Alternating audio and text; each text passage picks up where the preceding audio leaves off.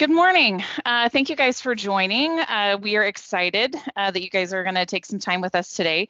This is Corey and Brian and I's first webinar. So our goal today is really to hope that this is an hour well spent, that you guys can walk away today with maybe a few good nuggets of information in your head and some things to think about around security. So we do have quite a bit to cover today, and I want to make sure that we are leaving enough time for questions. We're going to open it up for questions at the end. Throughout this presentation, as you guys have questions, please feel free to use the chat feature. So we're not going to necessarily be monitoring chat throughout it, but we'll make sure that any questions that get posed in there do get answered by at the end. So quick, move this. All right, so agenda for today, really just a quick introduction. Today's topic is one that you've heard us talk about several times, especially if you're a client of ours, which most all of you are, but it is definitely worth repeating. So security continues to be a major concern, as it should be, for really all businesses, but it can also be very overwhelming. And so there's a ton of information out there. There are a ton of products that you can pick from, and we're all running on a budget, right? Anchor included, we're not immune to this. So where really should your time and your energy and your funds go to? And so client success has really thought about this and worked through a way to try and simplify it as much as we can. So what we're going to do today is outline the must-haves and those non-negotiables, as well as what maybe the next iteration looks like, right? What should we be working towards? What do we anticipate that next phase of security being? And we'll end with that. So I am going to first start with the foundation. I'm going to pass it to Corey. Corey, the foundation is really those absolute basics of security, right? So what Corey's going to go over is really just at a bare minimum what you should have in place. Then we'll move to Brian. Brian's going to talk about the building blocks.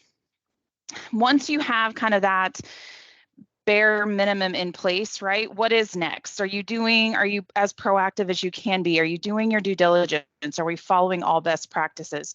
The foundation and the building blocks really are going to combine to make what we feel like are the must-haves for all companies.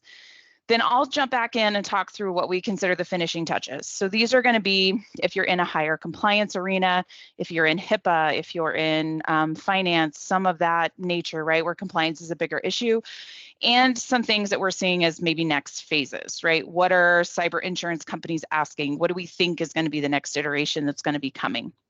And then that's it. We'll open it up for questions. And again, feel free to use that chat feature at any time. If you have a question that pops into your head, throw it in there. We'll make sure we allot for time at the end to answer questions. So with that, I will pass it over to Corey.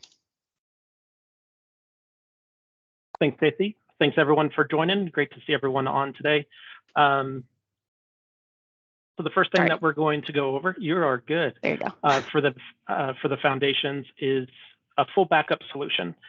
So when JC, Brian, and myself, when we go through and have meetings with our clients, whether it be for the first time or ongoing, these are the items that we look for on an ongoing basis. So do you have a full backup solution in place for your data, for your servers, what have you? What we look for in your backup solution are they ransomware protected? Are they do you have built-in business class continuity where we could both restore if an event were to happen, and while we're trying to restore your items, can we virtualize? If you have servers, can we virtualize those servers, keep you up and running so that you can keep working while we resolve issues?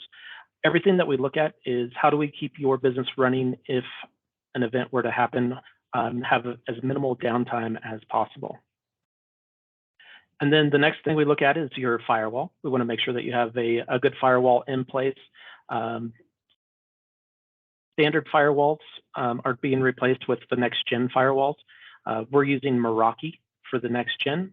Basically, the big difference between a standard firewall and next gen is a standard firewall is just looking at traffic coming in and out, whereas the next gen firewall, it gives us application layers. So it adds more layers of security onto your network. It also gives us a cloud-based platform where we can look and see what's going on, as well as receive alerts as anything were to happen, so that we can take care of those as quickly as possible. And then building on top of that, we have your antivirus. We use Bitdefender for your antivirus. This is both a antivirus and an anti-malware tool. So it does both. It's actively looking for viruses as well as malware that might just be sitting on your system and alerting us to that. If a virus or an intrusion is found from Bitdefender, it'll actually create a ticket with our service desk, and our service desk can act upon that, sometimes even behind the scenes where you don't even know that there might have been an issue. We can clean that up and get you back and running without you even knowing that an issue happened. If we do need to get involved, then we'll reach out to that specific individual and let them know that we need to hop on your system to clean it. And then consistent patching. This is really important to make sure that your machines are up to date with the latest security features, both on a workstation level and server level. So we handle all of that through our remote management tool and make sure that you're up to date on all patches from Microsoft or the applicable operating systems. We do allow a little bit of a delay when those patches come through, just to make sure that they are safe, that they don't cause issues when you reboot your system to get those patches installed. We also look at your supported operating systems. So that would be like Windows 10, Windows 11, Server 2012, 16, Server 2022. Right now, the big item that is coming up on end of life is Server 2012 R2, which hits end of life in October.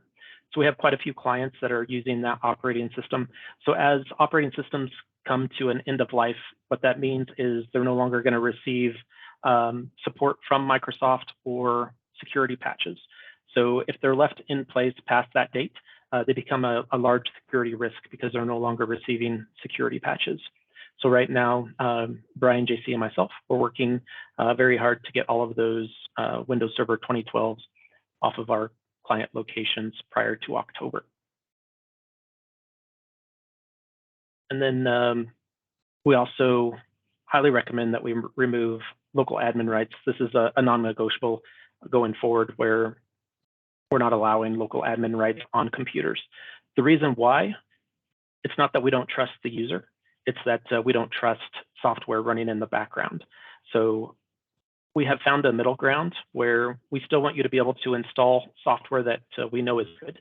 So what we've done is, at Anchor's expense, we purchased a tool, which is the Privileged Access Management tool.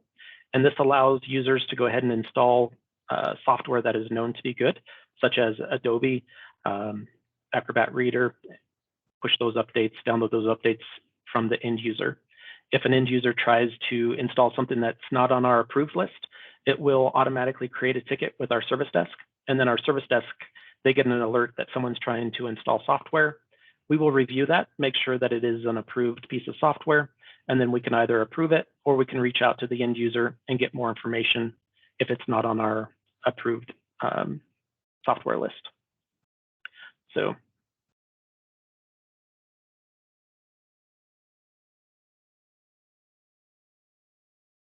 all right. And then the last item that we look at on the foundational support or foundational items is your cybersecurity insurance. This is very important. Anchor, we have our own cybersecurity insurance. Each client is responsible for their own cybersecurity insurance. And what this does is make sure that you have the proper insurance in place. If an event were to happen, that we have resources available to you that you can reach out to, and that can assist with an event if that were to take place. If an event were to take place, we can call up your insurance company, let them know of the specific event, and then they will let us know next steps on how to proceed to see how far that event was. Is it simply something that didn't go very far? We don't need to dive deeper, or if it is something that we need to dive deeper, they'll give us next steps to go through. We'll work with that insurance provider on your behalf and with you, and make sure that we get items covered and work together to accomplish those goals and tasks.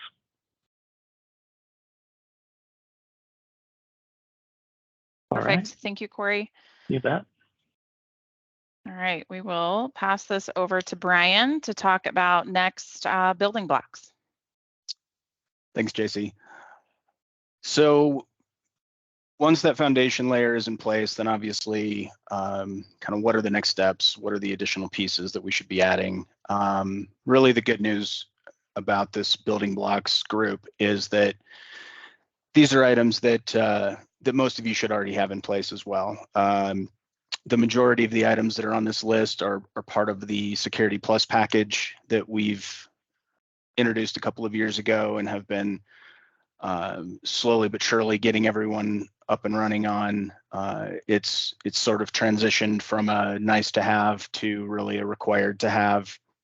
And as we go through these, I'm sure that for most of you, these are things that you've heard from us already, but just to kind of talk through what each of those are in a little more detail and give some insight into where they play into the stack. So top of the list, obviously multi-factor authentication. That should be in place already for all of you, at least on your Office 365 logins. If it's not, then we need to have a conversation about that, obviously. But everyone should be familiar with the multi-factor authentication process in one respect or another. If you know, banks require it. Most any website at this point that contains any of your private information requires some level of two-factor or secondary authentication. And the whole point is it should be something more than just a username and a password.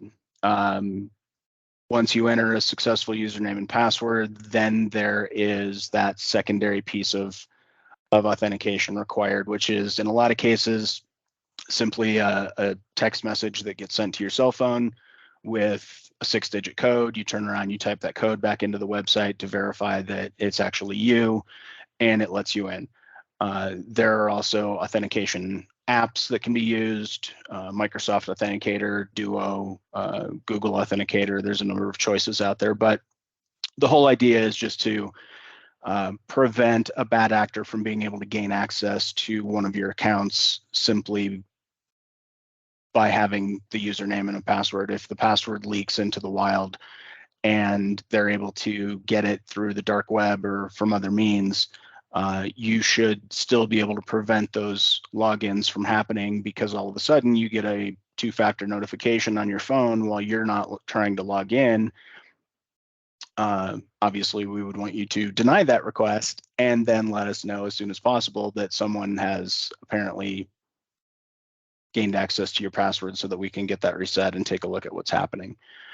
On the email security side, again, most of these things should really already be in place for you, but proper licensing, security policies, DNS records, those all sort of fall into our standard configuration for Office 365 anymore. The license that we really recommend, and if you've been on a technology strategy meeting with any of the three of us over the last year, I'm sure you've heard this, is Business Premium. The primary reason for that license is that it includes all of the security features inside that one license that serve to harden that Office 365 environment as much as possible. The two primary add-ons to that license that we care about from a security standpoint being Microsoft Defender and Azure Active Directory. Defender is the component that adds all of the scanning for viruses, malware, ransomware, phishing emails, bogus links that might get sent to you in an email. Defender scans all of that during that process. It also scans files that are stored either in SharePoint or OneDrive. So as we start to move clients more out of the on-premise server model where you're storing all of your data on a local server into more of a cloud model where it's driven more by SharePoint and OneDrive, having obviously those protections in place to be able to scan and protect those files becomes that much more important. A couple of hey, it all opened up. That's fine, Jace. A couple of little notes that I found that I thought were interesting. Cisco published a report that shows that over 90% of all cyber attacks now are coming through phishing emails. And that is obviously an enormous percentage. And when you think about that, it really goes to the fact that the bad guys now don't necessarily have to spend a ton of time and effort to try to hack your firewall or breach your network defenses. It doesn't take a lot of effort for them to craft a phishing email and send it out and try to get users to click on those links. They don't have to, brute force the firewall or the network to get in. They literally need to get one person in your organization to click on one bad attachment or one link and follow through, enter their credentials into a bogus login site or something, and all of a sudden they've got a foothold into your network. And so protecting email, as many different pieces as we can put in place, we're all about layers of security, but having those scanning tools in place for the email becomes super important. When you look at the statistics that are out there, again, 90% of all attacks now come through email.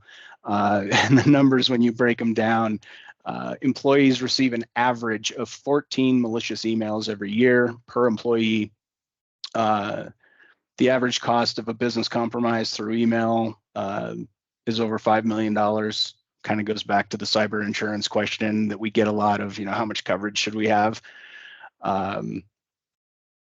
And then it really depends a lot on, obviously what kind of data are you protecting? If you have any information that's got personal information on it, if that gets exposed, what's the liability there? So as we look at these additional pieces, managed detection and response, we use a product called Blackpoint Cyber. Blackpoint is an agent that gets installed on all of your PCs and servers. It looks for things that haven't necessarily happened yet, but could happen, which is a very different model from traditional antivirus. Antivirus by its nature tends to be more reactive. It waits for something to happen. It waits for you to click on the file. It waits for the file to attempt to do something, and then it attempts to block it. Whereas a managed detection and response utility is actually doing active, what's called threat hunting, where it's actively scanning the hard drives on the computers to look for a file that might be sitting there just waiting for the bad actor to detonate that file, and it has malicious code inside of it. It will detect that before it's able to do anything. It's also monitoring network activity on the device. So if it all of a sudden starts to see anomalous activity going in and out of the network card, those can trigger alerts. The real strength in that is that the managed part of the MDR means that those alerts are actually going to a security operations center that is manned 24/7 by very, very skilled, experienced security experts that are looking at those alerts when they come in, and they actually have the ability to immediately take action against those. So if something were to break out on a network, if one of your workstations, one of the users clicks on the link or clicks on the email, and it starts to all of a sudden send encrypted packets out over the network, Blackpoint's going to recognize that. They'll have the ability to actually log in to the agent on that computer and turn off that computer's network card to at least stop the activity from happening. And then obviously they would notify us, we would notify you, and be able to take further action. But the whole idea is to stop the spread as quickly as possible. So having an MDR in place for that is very important.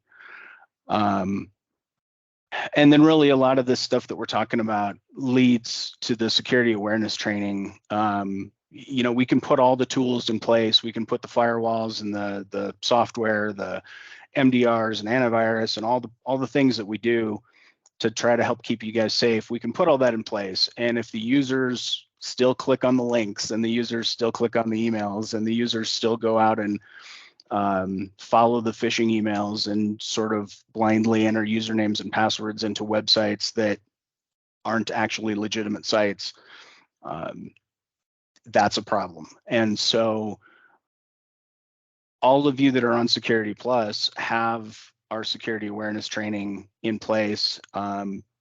honestly, we don't see a very high adoption rate of users actually taking advantage of that. And that's something that we're really focused on trying to improve this year, because the weakest link is always going to be the end user. And so as much as we can strengthen them, it really goes a long ways towards strengthening your network security, having them sit through that training.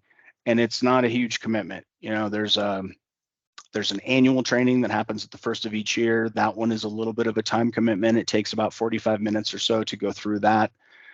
After that, you get a weekly micro training sent to you via email, and it's simply a 3 or 4 minute video with 4 questions at the end of it. They take very little time to go through, but it's super valuable information. The content is all current, it's professionally done, and it's really all based on sort of current threats and current activity that is being seen in the wild today. So they're not just recycling videos from 2 years ago, 3 years ago, talking about things that aren't really as relevant today as they were. It's very current, very educational. We do them internally, and we all learn from it. It's very good information. So if your users aren't really on board with that, we would really highly recommend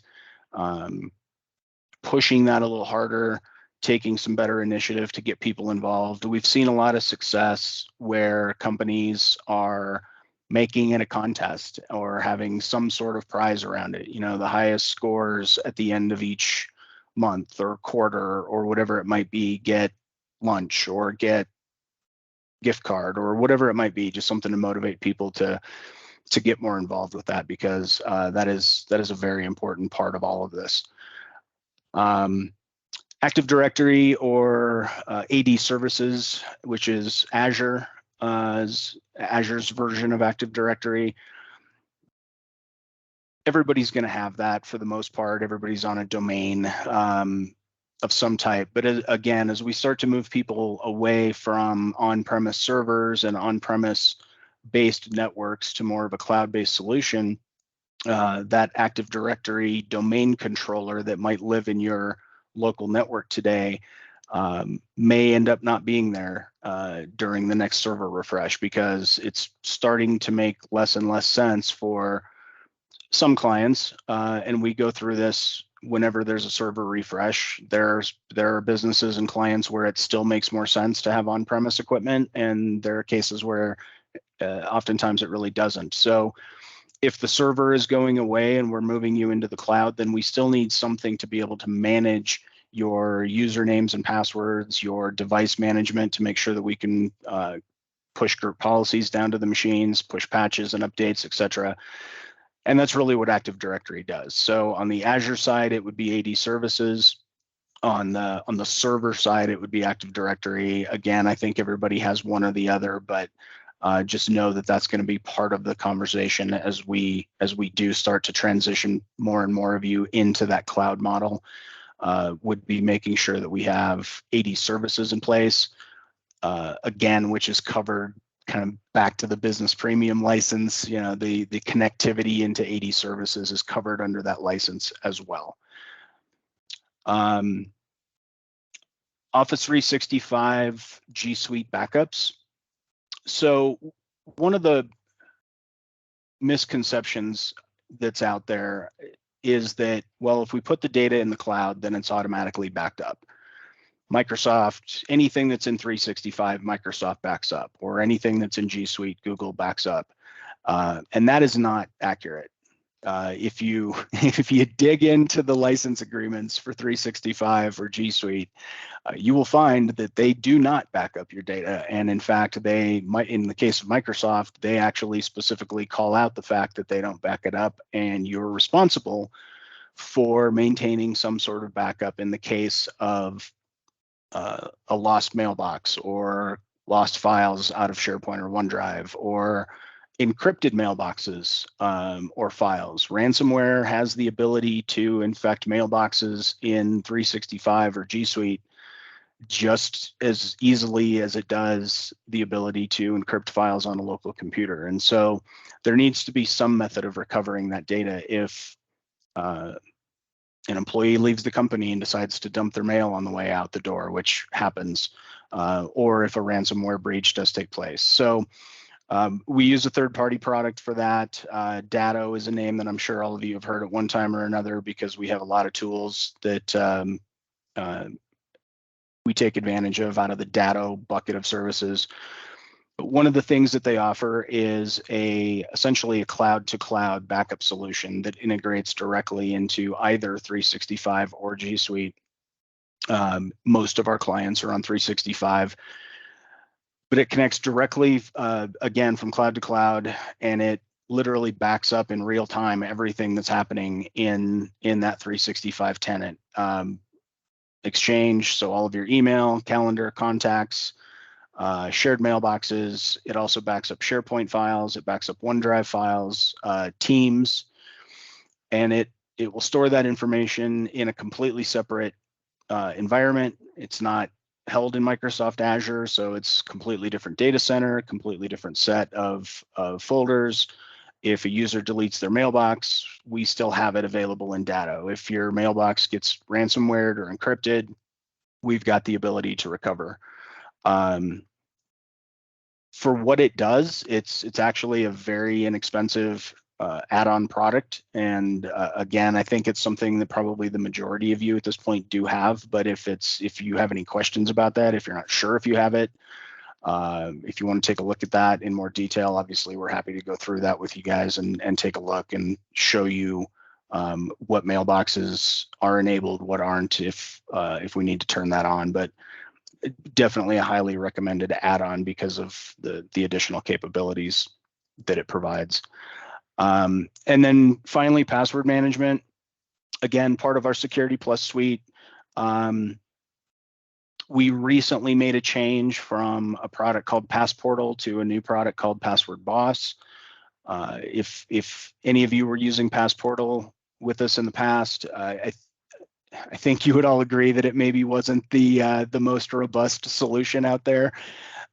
We struggled with it. We know that we had clients that struggled with it. There were some limitations within the product and things that it didn't do the best job at. And so we went through and did a fairly exhaustive evaluation of sort of all the major players in that password management space, and settled on Password Boss as our go-forward solution. We're in the process right now of migrating those clients that were on Passportal into Password Boss. It is now part of the Security Plus suite. It's something that all of you should have access to. Again, a highly recommended solution. Back to the whole what happens when a username and a password leaks into the wild. Normally what happens, and people are people, right? People use the same password over and over for different sites and different logins because it's easy to remember. And so I have the same password in LinkedIn that I have in my Office 365 tenant. And guess what? LinkedIn gets breached, and all of a sudden those passwords are all out there on the dark web to be purchased.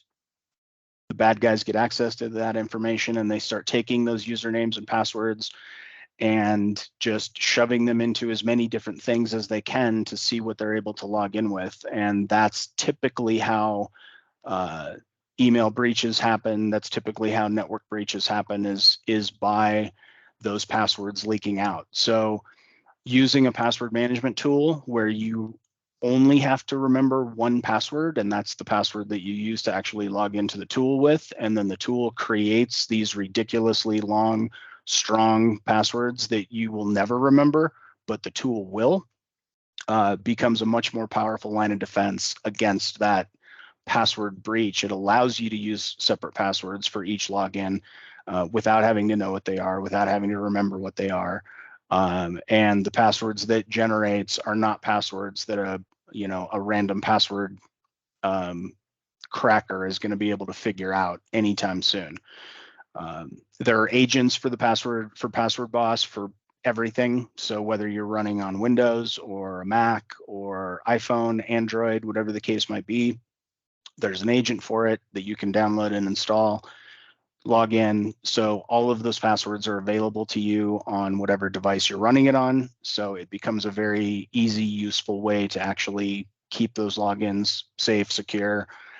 They can also be used to share passwords securely inside the organization. So if there are common accounts that are used for the accounting department or operations or whatever, where they have common accounts that need to be shared across multiple users, you have a safe way to do that as well. So again, highly recommended. Something you should already have access to. If it's not deployed within your organization already, you're paying for it as part of Security Plus. So let's get that set up for you as well. And with that, I am going to throw it over to JC and let her take us through the end of this. All right. Thanks, Brian. Okay, so as I said at the beginning, right, we wanted to give you what we feel like are the must-haves, the non-negotiables. That really becomes that foundation, right, that Corey went over, which is just your bare minimum, right? And then now the building blocks, which is really following best practices, which is doing your due diligence, right? Being as proactive as we possibly can. So those are the two that we've covered. The final section that I wanted to talk about is really what is next. And if you are sitting in an industry that has higher compliance, such as healthcare, finance, those are kind of our two big ones that we deal with primarily on a regular basis. What are we starting to see in that regard, right? What are insurance forms asking now? And what we've experienced is we see a ton of insurance forms from a ton of different carriers, and there's very distinct things that we're seeing across the board. One, they are asking more and more questions. They are requiring more and more things. But we see a few questions starting to pop up that are the, hey, do you happen to have, or these would be nice, knowing that in a year or two, that is going to shift over to a, this is now required, right? So we like to keep an eye on that just to really understand what the future might be looking like in regards to expectations, specifically around insurance, and then where is the security landscape going, right? Those kind of two things. And obviously with most things, insurance kind of drives the bus a little bit on that. Oh, hold on. All right, if I click the right button. All right, so first one for me, full disk encryption. If you are in HIPAA, this is what I typically refer to as your get out of jail free card. So HIPAA requires or recommends full disk encryption. The difference is, like the asterisk to that is, if a laptop grows legs and walks out the door, if it is encrypted and you can prove that it is encrypted, you actually don't even have to report it. You can print a report, you can file it away. If anything ever comes up, you can pull that and show, no, this was fully encrypted before it was lost or stolen. So there are some bigger reasons why full disk encryption is important, specifically around HIPAA. That said, if you have a device that has sensitive data that is more mobile, that could cause harm to the business if it was lost or stolen, this is a very easy, inexpensive layer to add to it that really has a huge bang for the buck. So encryption is actually built in now, starting with Windows 10. So Windows 10 and Windows 11 both have encryption fully built in. It's free. You can use it at any time. That is actually fairly simple for us to roll out. If you want the extra layer of reporting, that's the only piece that's an add-on. And again, very inexpensive. I think it's $3 a device a month for that. For HIPAA people on the call, you absolutely have to have the reporting. If you're not HIPAA, that's always something we can just discuss. But think about full disk encryption. It's a great layer. It gives you lots of added security for very little effort. And again, if you have mobile devices that maybe are easy to get lost or stolen, have a higher likelihood of that, or if you have devices that really are holding on to quite a bit of sensitive data, those would be kind of my two triggers to think about. Maybe we should add a full disk encryption onto those. The next one is vulnerability scans. This is definitely something that we're seeing insurance companies ask, not necessarily requiring, except for different compliance areas. But if you are, the good news on this one is, if you are a part of our Security Plus package and you're utilizing Blackpoint Cyber, Blackpoint now allows us the ability to run vulnerability scans. They are free. It just means that we have to do some work on our side to run a report. So we are going to start to implement this year. This is going to be a nice, easy check the box for all of our clients on Security Plus. We'll run them annually. However, they are free to run. We can run them at any time. If you guys are doing any type of, if you're renewing your insurance, if you're doing other things, bringing in different companies, right, that might require a vulnerability scan, we could run those at any time. What this does is this vulnerability scan looks on the outside, right? So it says, what's open on your firewall, what's allowing traffic in and out, is there anything that's a red flag that maybe we need to look at? So it's just this good kind of extra external layer that we can look at and run on a regular basis. Right now, like I said, this is one as we kind of tie it back to forms, insurance forms, what we're seeing them ask, not necessarily require. I truly believe in the next few years, this will move into that required bucket.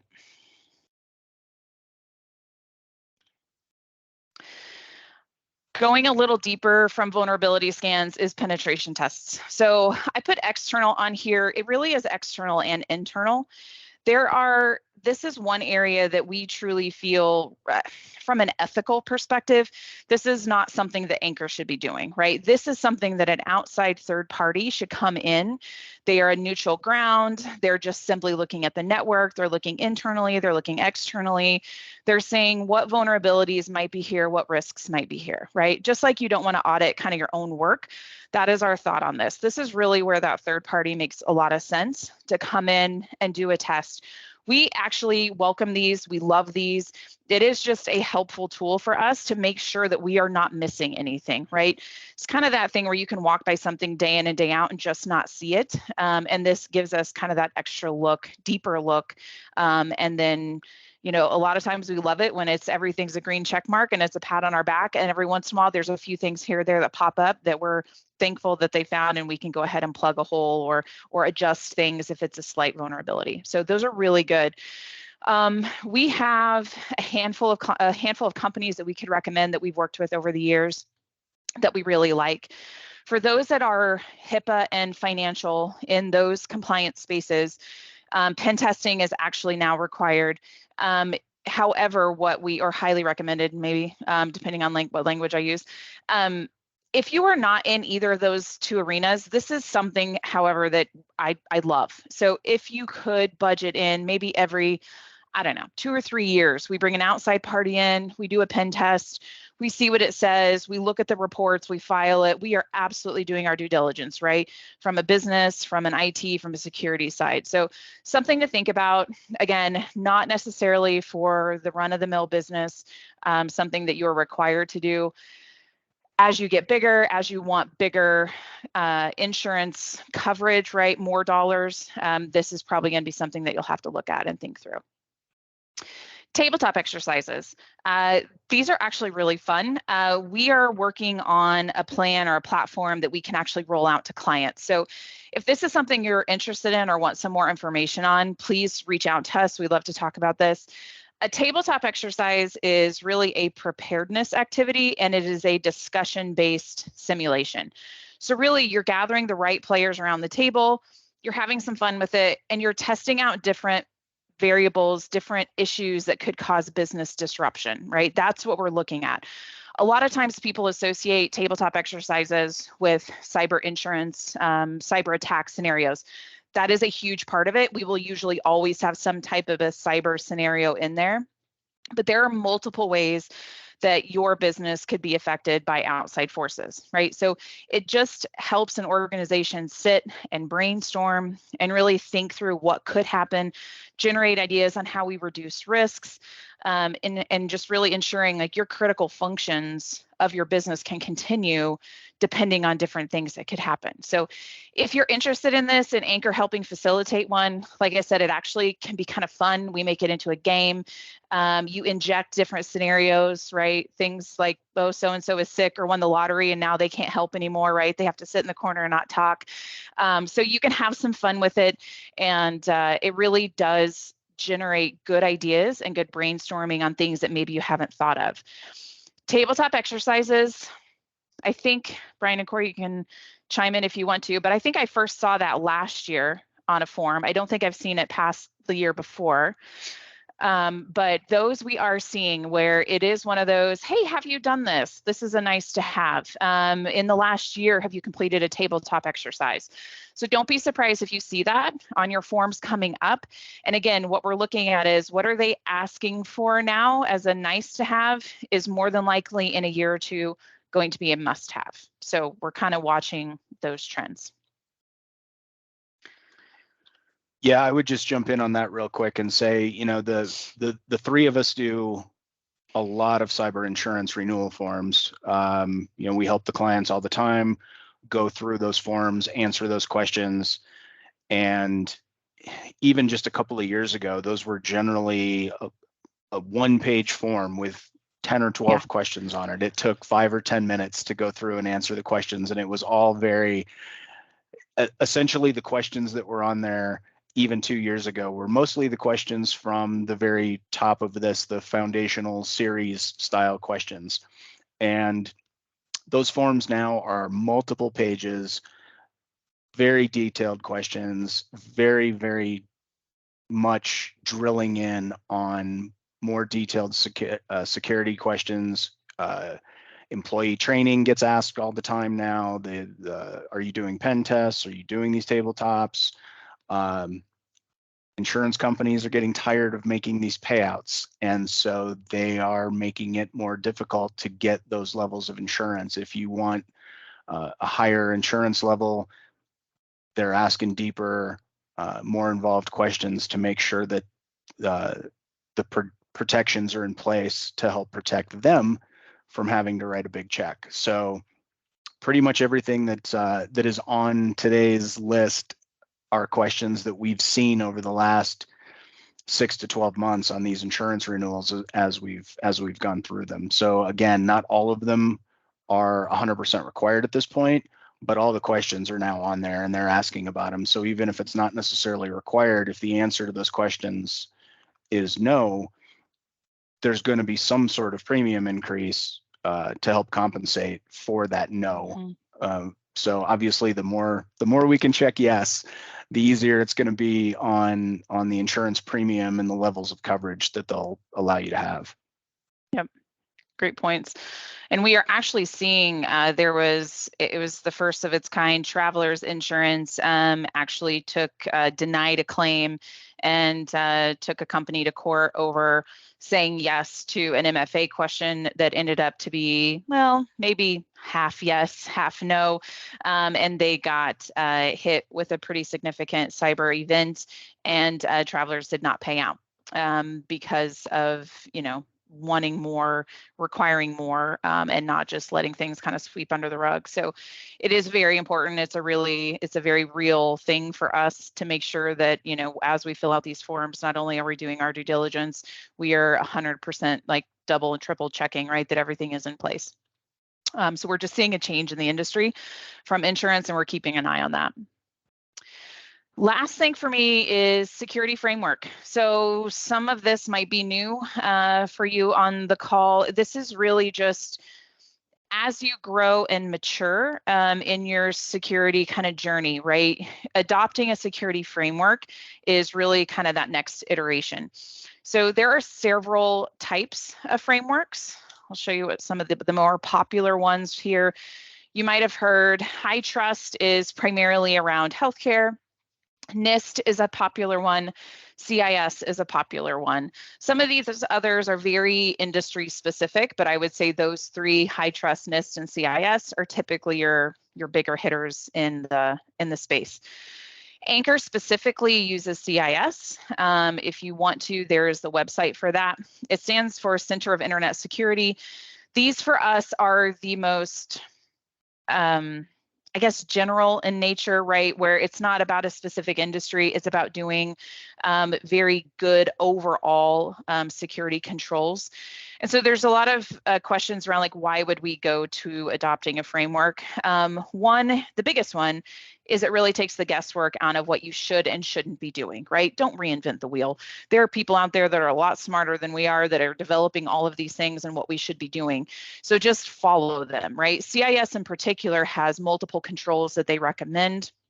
And what Anchor has done, and it's still this active ongoing journey, right? This will never stop. We get through this list and we will start at the top again and go through it again. But they give you very specific controls to put in place, and you can work through them one at a time to make sure that you're following what the spirit of the control and the rule would be. So it gives you a good framework. It really does take your organization to that next level, right? So you have foundations, you have those building blocks. Those are fantastic. That is a great place to start.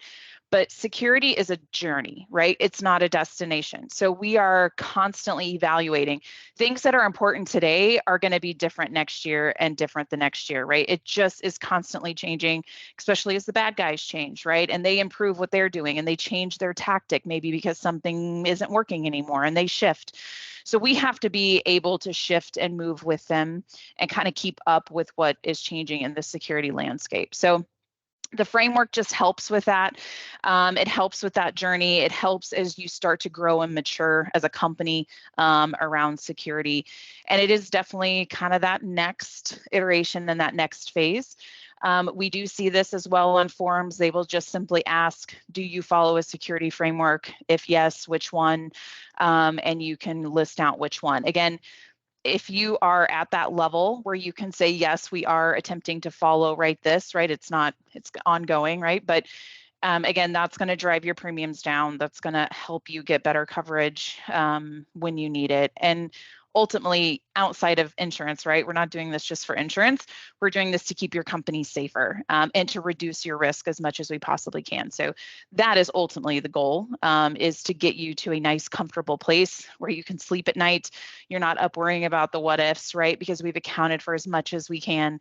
What security does is accounts for that risk that we can't get rid of, right? We can narrow everything down as much as possible, but there's always going to be a little bit of risk. And we're just mitigating things as small as we can, and then insurance covers the rest of it. So that ends the finishing touches. We will open it up for questions. We have about 10 minutes or so. If anybody has a question, feel free. I think you can unmute yourself. So feel free to unmute and ask away. And if you stump us, we'll get back to you. But pick our brains. Is there anything you have questions on that we can help you with?